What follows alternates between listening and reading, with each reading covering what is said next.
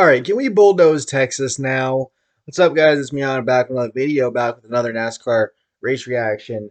The 2022 NASCAR Cup Series Texas playoff race, first race of the round of 12, and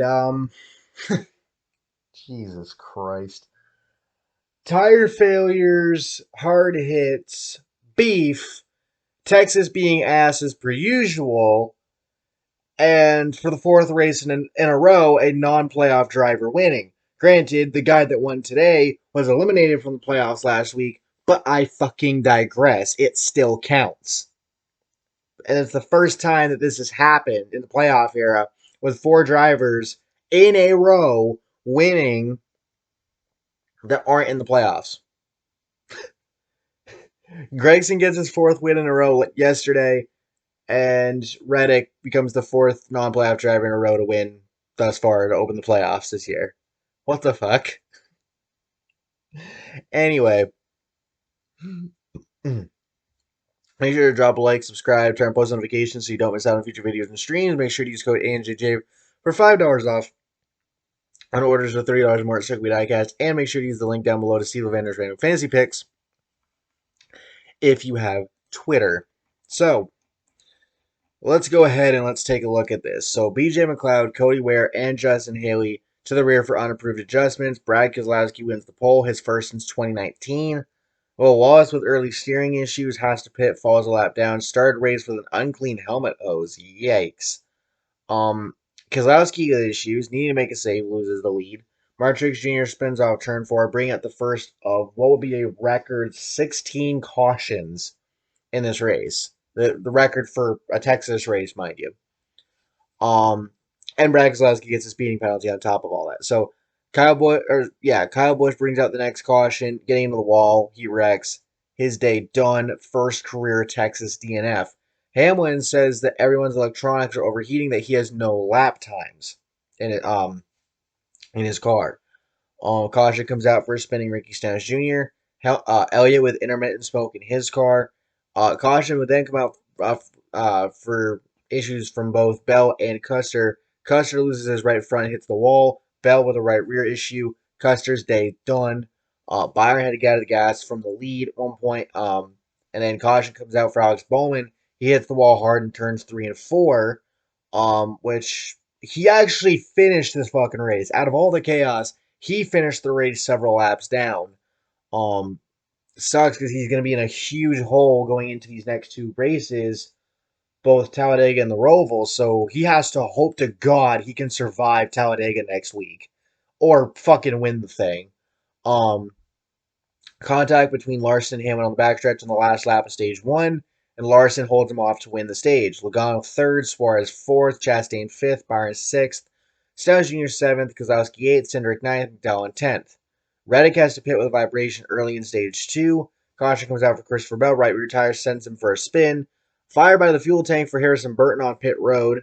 Fortunately, Bell's day done. Then we get a caution for Cody Ware, wrecking in turn 4, slides towards pit road, unable to stop it, hits the pit wall. Wasn't at full speed because he partly went through the grass, which kind of slowed him down, but it was big. Yikes. Front end very damaged from prior contact. He was put on a stretcher, loaded into the ambulance, taken to the infield care center. I mean, and somehow he's going to walk away from that wreck, having been released from the infield care center, no concussion, no broken bones. The only thing that he's dealing with is something with his ankle, but that's about it. Shocking. Larson had to come back down pit road to make sure all of his tires were tight. Wallace with issues with under 30 to go in stage 2. He saves it in the corner. Then we get a caution for Chase Elliott, gets into the wall on the front stretch, blown tire on the right front, fire ensues. Elliott climbs out, day done. He was leading when this happened. Eric Jones with issues has to pit while pit road is closed here. Wallace told he has the same power steering issue that he had in Bristol. Reddick goes up the track and saves it. Buescher goes for a spin through the grass, but saves it, and caution comes out. Ryan Blaney wins stage 2. I forgot to write down the rest of the stage, so I apologize for that. But Ryan Blaney took the stage 2 win. McDowell says he lost 4th gear. And then To enter stage 3, we have raindrops reported on the backstretch. They weren't impacting the track at first, but NASCAR decides a little bit later to bring the cars on pit road due to the rain in areas of the track. Throws out the red flag. Lightning clock happens. A little later, lightning clock gets reset, but the race restarts around 7:47 p.m. Eastern Standard Time. Jones gets into the wall thanks to a little contact from McDowell. Almirola gets into the wall. Caution for Chris Buescher into the wall. Tire down. Caution comes out for Kevin Harvick while leading the race for a blown right rear tire and him getting into the wall. But Wallace unfortunately gets a speeding penalty here. Byron gets close to making contact with the wall, and then Mark Truex Jr. from the lead brings out the caution. Denny Hamlin also spins. Truex Jr. loses a right rear tire, a common theme today, and hits the wall in turns 3 and 4, a commonplace. Hamlin slid through the grass, and he had a little help from William Byron. And Denny Hamlin said in his post-race interview he needs to go see it again, but he didn't think that they touched. Dude, NASCAR posted Byron's in-car camera. You can clearly see y'all touched. And that's how you spun. Because if you didn't touch, then you spin gated yourself. Fucking idiot. Um, Truex Jr.'s day, unfortunately, done. Hamlin makes contact with Byron under caution. They had a little shenanigans. No fight after the race, which is kind of an L, but, you know, it is what it is. Hamlin will just try and get it back later. I'm looking at the roval. Buescher takes his car to the garage. Cindric and Stenhouse Jr. bring out the caution. Stenhouse Jr. spins out, hits the wall. Cindric loses it trying to miss him, but he does miss him and doesn't hit anything. Full-blown 360 save. Logano with a vibration coming to the restart. And then Almirola brings out a caution. Not even a lap after the restart, spins in turns 1 and 2. Gilliland goes up track in the corner after the restart. He pits after. Gragson goes high up the track, saves it. Larson gets loose in front of Keselowski, saves it. Keselowski goes up track, saves it. Tyler Reddick takes the white flag, and he wins at Texas. And reports afterward that he was feeling his tires vibrating. So he is very lucky that he didn't wreck from the lead. But it's his third win of the season. It sucks that he isn't still in the playoffs because he only missed the round of 12 by like 2 points. So, I mean, yeah, 2 points. And then he wins in the first race of the second round. Fantastic.